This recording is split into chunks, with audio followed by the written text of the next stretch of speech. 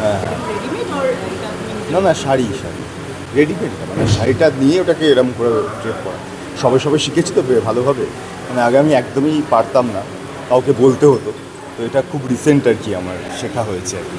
Cow তো এটা খুব একটা যে ভালো হয়েছে তা নয়, চেষ্টার মধ্যে আছি। শাড়ির প্রসঙ্গ যখন এলো তখন জানতে হয় শাড়িটি কার আর কি। এই শাড়িটি যে বানিয়েছিল তার।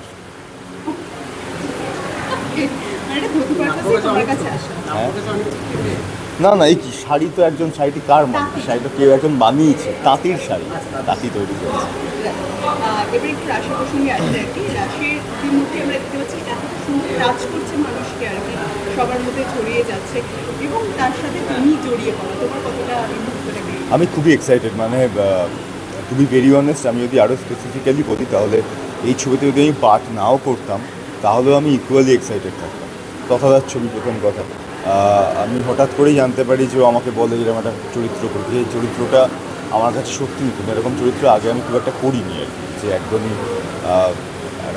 এই যখন আমি এখন এত কিছু বলবো না, যখন আসবে সিনেমাটা মানুষ দেখতে পারবে। আর রাশ ইটসেলফ গল্পটা যখন লেখা হচ্ছে,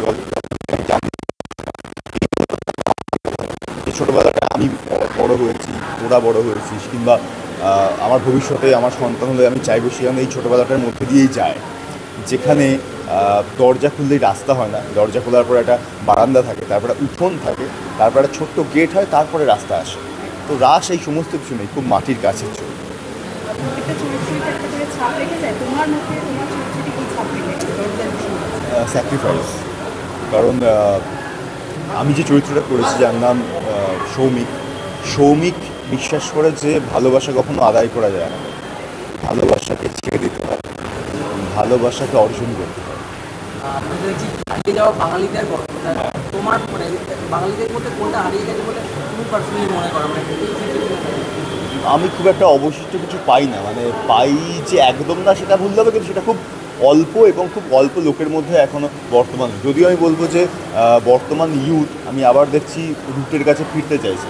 এটা আমি যখন তো থিয়েটার দেখতে চাই তখন বুঝতে পারি তারা আবার থিয়েটারমুখী হচ্ছে, তারা বাংলা কালচার নিয়ে আরও বেশি আগ্রহী হচ্ছে।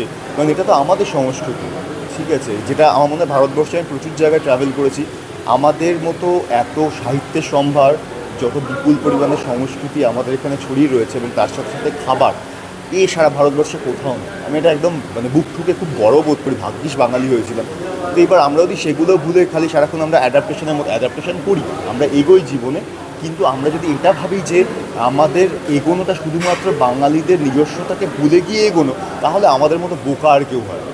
কারণ আমাদের নিজেরা আমরা, কারণ তুমি যদি তো মানে একদম আরও আগে চলে যাই, আমি সে রবীন্দ্রনাথ ঠাকুর হোক কিংবা সত্যজিৎ রায় হোক, যারা পৃথিবীর স্তরে বাঙালিকে নিয়ে গেছে, বড় জায়গায় নিয়ে গেছে শুধুমাত্র নিজস্বতা দিয়ে, সেটা ভুলে আমি কী জীবনে পাবো আমি যাই না। তো আমার কাছে বাঙালি হওয়াটা খুব গর্বের ব্যাপার। এবার আমার মনে হয় যে হারিয়ে যাওয়ার গল্প বলতে আমরা এটাই বলতে চাইছি যে যেটা আমাদের রুট, যেখান থেকে যেটা যেটা আমাদের আইডেন্টিটিকে বোঝায়, যে বাঙালি, এটা বাঙালি।